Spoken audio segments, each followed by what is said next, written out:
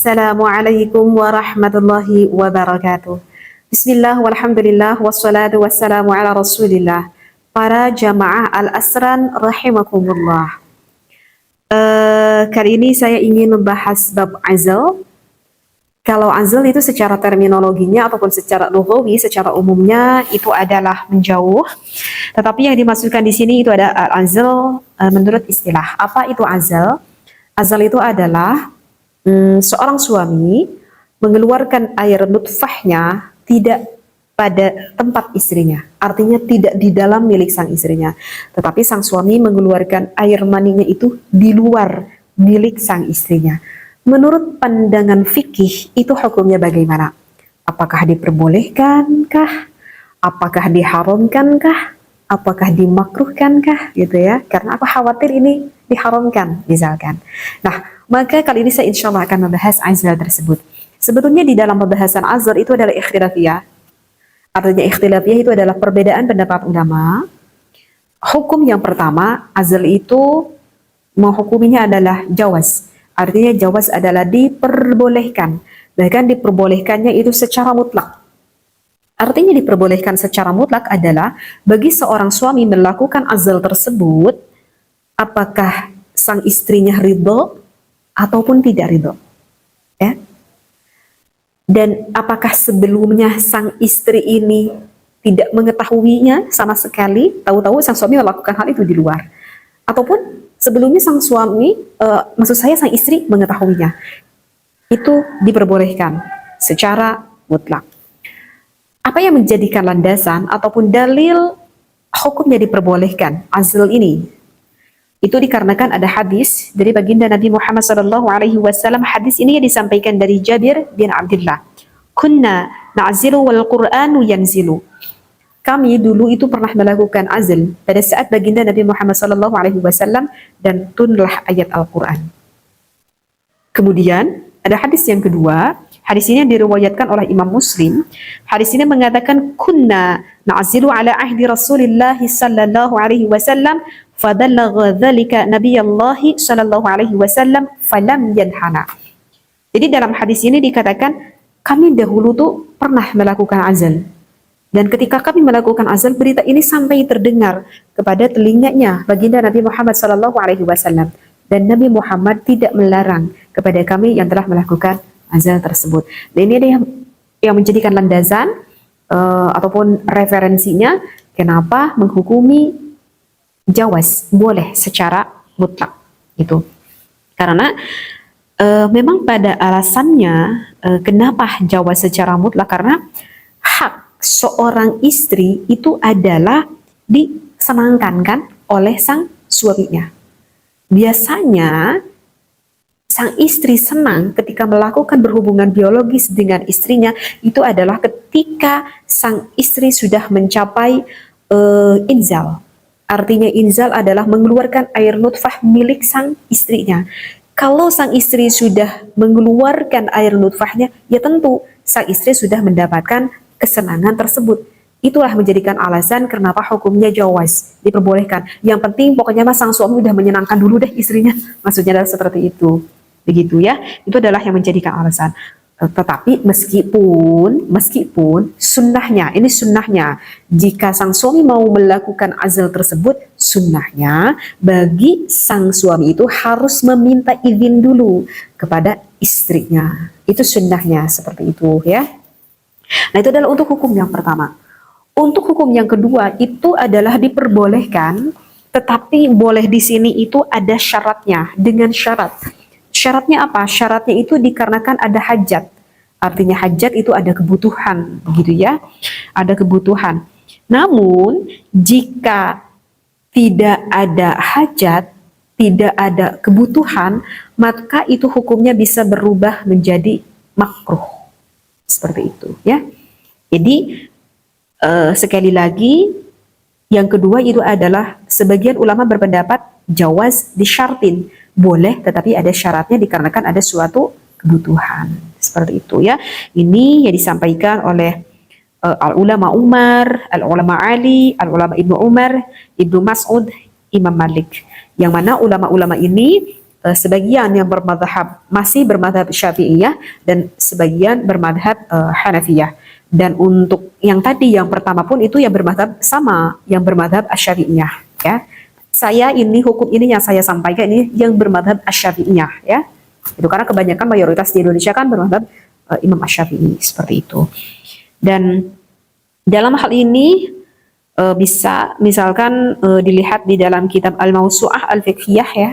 Penjelasannya saya sampaikan ini pada kitab Al-Mawsu'ah Al-Fiqhiyah. Mohon maaf referensinya tidak saya sampaikan seperti itu karena ini terlalu panjang sekali pembahasan kalau saya bacakan dengan Arabiyahnya. Dan untuk hukum yang ketiga itu hukumnya adalah dimakruhkan ya, hukumnya dimakruhkan, tetapi hukum makruh itu jika tidak ada uzur. Sekali lagi, yang ketiga ini hukumnya adalah makruh jika tidak ada uzur. Kalau ada uzur maka ini hukumnya tidak menjadi makruh. Artinya kalau tidak ada kalau ada uzur maka hukumnya menjadi ubah, menjadi boleh seperti itu. Kalau tidak ada uzur maka hukumnya menjadi makruh seperti itu. Ya, kenapa ini sebagian ulama menghukuminya makruh? Alasannya apa? Ini sebagian ulama menghukumi makruh. Sebagian ulama menghukumi makruh itu dikarenakan kalau bagi pasangan suami istri melakukan azal tersebut itu alasannya akan mengurangi rasa kenikmatan bagi seorang suami dan istri ketika melakukan hubungan biologis tersebut. Gitu ya. Oke teh, memang tadi istri saya itu udah keluar. Tetapi coba ya, ini bisa berterus terang aja dan bisa dirasakan bagi pasangan suami istri. Sang suami jika mengeluarkan di tempatnya, namanya juga kan punya tempat, berarti di tempatnya itu rasanya akan lebih nikmat daripada dikeluarkan selain dari tempatnya. Begitu juga sebaliknya bagi sang istri, meskipun sudah istrinya itu udah senang duluan, artinya dikarenakan udah inzal, udah keluar, ketika sang suami mengeluarkan di tempat milik sang istrinya, maka biasanya sang istrinya akan mendapatkan kenikmatan kembali. Nah, oleh karena itu ulama menghukumi makruh karena kasihan nanti suami dan istrinya mengurangi akan rasa kenikmatan tersebut. Itu adalah alasannya kenapa dimakruhkan. Dan alasan yang kedua kenapa dimakruhkan, karena kalau kita melakukan azal berarti otomatis kita nggak bisa punya anak dong, gitu kan? Karena kan dikeluarkannya di luar. Sedangkan baginda Nabi Muhammad SAW menyuruh kepada umatnya lebih baik memperbanyak keturunan. Tanakahu, tanasalu, fa inni mukatsirun bikumul umama yaumal qiyamah. Seperti itu. Itu adalah alasan kenapa ulama berpendapat hukumnya adalah makruh. Nah, bagaimana kalau misalkan melakukan azal itu dikarenakan ada uzur? Dikarenakan ada uzur, maka uzur-uzur seperti apakah yang dimaksudkan di sini? Baik, uzur yang pertama di sini dikatakan dalam kitab ini adalah jika misalkan bagi pasangan suami istri tersebut kenapa melakukan azal ini dikarenakan pada saat ini aku berada di lingkungan non-muslim, gitu ya.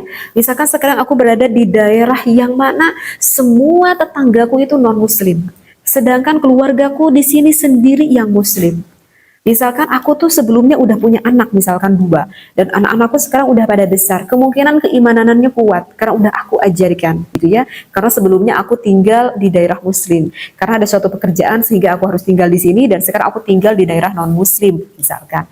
Jadi aku khawatir sekali kalau sekarang aku mengandung lagi, aku punya anak lagi, aku khawatirnya aku tidak bisa menerapkan keimanan yang kuat kepada anakku karena nanti anakku akan berkecimpung dengan teman-teman yang non-muslim. Nah, sehingga begitu khawatir sekali bagi suami dan istrinya kalau punya anak lagi itu khawatir sekali. Nah, itu yang dimaksudkan uzur yang pertama. Sehingga hukumnya diperbolehkan melakukan azal tersebut. Yang kedua adalah seorang perempuan hamba sahaya takut pengaruh perbudakan. Untuk yang kedua mungkin sekarang sudah tidak ada sehingga tidak perlu aku terangkan. Dan yang ketiga alasan uzur tersebut bagi seorang istri, misalkan seorang istri itu yang punya penyakit gitu. Kata dokter itu Bu Wayahna ibu tuh nggak boleh lagi punya anak karena kalau ibu punya anak lagi kemungkinan penyakit yang sekarang ibu derita takut tertular ke jabang bayi yang ada di dalam rahim, jadi lebih baik ibu nggak perlu hamil lagi. Sedangkan si ibu ini mau melakukan KB apapun itu nggak cocok, udah pakai pil suntik istilahnya KB apapun udah nggak cocok, nggak ada lagi cara lain kecuali melakukan azal ini. Nah maka itu hukumnya tidak apa-apa, menjadi diperbolehkan. Untuk uzur yang keempat itu adalah misalkan contohnya adalah seorang ibu, anak tuh masih kecil banget, masih menyusui. Ya, ini seorang ibu yang masih menyusui.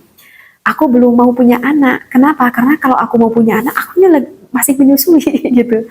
Karena kalau sekarang aku punya anak lagi, aku khawatir nanti gizinya akan mengurang gitu. Seperti karena kan kalau misalkan kita mengandung sedangkan kita lagi menyusui, maka kata bidan itu harus diberhentikan kita menyusuinya karena khawatir nanti bayi yang ada di dalam kandungan tersebut kurang gizinya gitu. Dan kebetulan sekali hal itu pun kejadian gitu, pernah kejadian sama saya dari anak kedua ketiga itu kayak anak kembar karena jaraknya itu saking saking deket banget gitu. Saya masih menyusui anak saya baru 5 bulan, ternyata saya sudah mengandung lagi karena memang aku tidak di KB seperti itu.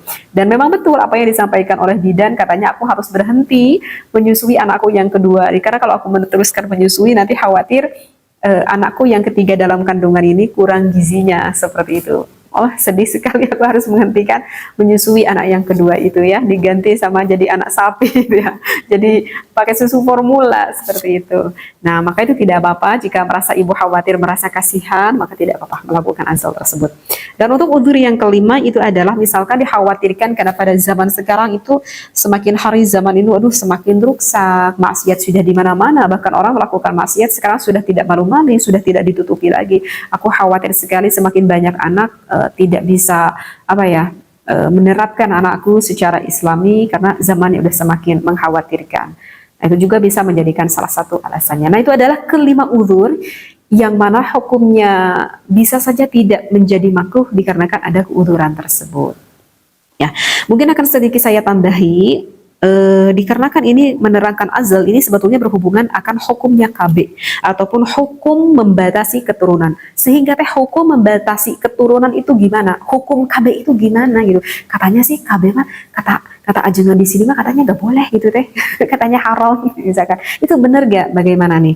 Nah, maka itu kalau misalkan kita sebagai pasangan suami istri niat kita melakukan KB, keluarga berencana cukup anak dua gitu ya, itu kan slogan pemerintah seperti itu ya. Kalau misalkan kita niat melakukan KB tersebut niatnya karena kita itu khawatir, takut tidak bisa memberi anak kita makan, takut keluarga kita kalau banyak anak menjadi miskin, ya, takut kalau kita banyak anak menjadi sempit rizki, ada niat keremanan dalam hati kita. Maka ketika kita melakukan KB tersebut, menurut pendapat ulama, hukumnya adalah diharamkan. Jadi bukan KB-nya, ini nih, niat di dalam hati kita, ketauhidan kita kepada Allah yang menjadikan haramnya, bukan menggunakan KB-nya itu tersebut. Paham di sini ya? Kenapa diharamkan? Karena kita telah bersuudzon kepada Allah. Karena kita telah bersuudzon, kita telah berburuk sangka kepada Allah. Memang rezeki Allah itu terbatas, memang rezeki Allah itu tidak terbatas. Sehingga kalau niatnya kita karena itu adalah haram. Karena Allah Ta'ala telah berfirman, A'udzubillahi minasyaitonirrajim, وَلَا تَقْتُلُوا أَوْلَادَكُمْ خَشْيَةَ إِمْلَاقٍ نَحْنُ نَرْزُقُهُمْ وَإِيَّاكُمْ إِنَّ قَتْلَهُمْ كَانَ خِطْئًا كَبِيرًا. Wallahu a'lam bil muradih. Artinya adalah janganlah kamu membunuh anak-anakmu karena takut miskin. Kata Allah, kamilah yang akan memberi rizki kepada mereka dan juga kepadamu. Sesungguhnya membunuh mereka adalah suatu dosa yang besar. Ini ada di dalam surat Al-Isra ya, pada ayat ke-31. Sehingga ya kuatkan keimanan kita kepada Allah. Nah, itu adalah yang pertama yang hukumnya diharamkan. Jadi bukan KB-nya, niat kitanya gitu. Dan yang kedua itu hukum KB kalau misalkan kita menggunakan KB yang mana sifatnya sementara, misalkan dipel gitu ya, disuntik atau di steril atau KB apalah, saya kurang paham semuanya perkabean gitu. Maka itu hukumnya adalah ya sama seperti hukum azal. Seperti yang udah tadi saya terangkan, hukum azal terbagi menjadi 3. Yaitu kan azal tersebut kan biasanya orang melakukan itu dikarenakan untuk mencegah agar tidak terjadinya anak seperti itu. Itu yang sifatnya sementara. Dan yang ketiga, kalau misalkan kita melakukan KB tersebut, misalkan KB tersebut itu sifatnya permanen. Permanen sehingga tidak punya lagi anak permanen. Misalkan seperti apa ya? Misalkan seperti seorang istri yang diangkat rahimnya misalkan, naudzubillah ya, sengaja ini diangkat rahimnya karena saking nggak pengen punya anak lagi. Maka itu hukumnya adalah diharamkan juga. Ya, itu diharamkan. Seperti itu. Kecuali kalau madarat. Artinya madarat ya kata dokter, ini rahim seorang ibu itu harus diangkat. Karena kalau nggak segera diangkat, nanti khawatir akan menimbulkan suatu penyakit ataupun kemadaratan yang lebih besar misalkan ya, gak tahu lah alasannya apa nih, kata dokter misalkan harus segera diangkat rahimnya, maka itu tidak haram. Karena itu ada suatu kebutuhan atau bisa menjadikan hal yang lebih madarat seperti itu ya. Jadi sekali lagi yang ketiga yang dihukumi haram itu adalah yang sifatnya permanen gitu. Dan saya nggak tahu lagi nih, sebetulnya selain diangkat rahim ada nggak KB yang saya nggak tahu, itu harus ditanyakan kepada dokter kali ya, kepada bidan seperti apakah yang permanen yang mengakibatkan tidak punya anak lagi.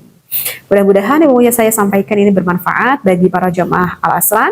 Jika ada suatu permasalahan yang ingin ditanyakan, maka bisa ditulisnya di IG saya pribadi, bisa di follow dulu, lalu ditulis di DM. Wallahu a'lam. Assalamualaikum warahmatullahi wabarakatuh.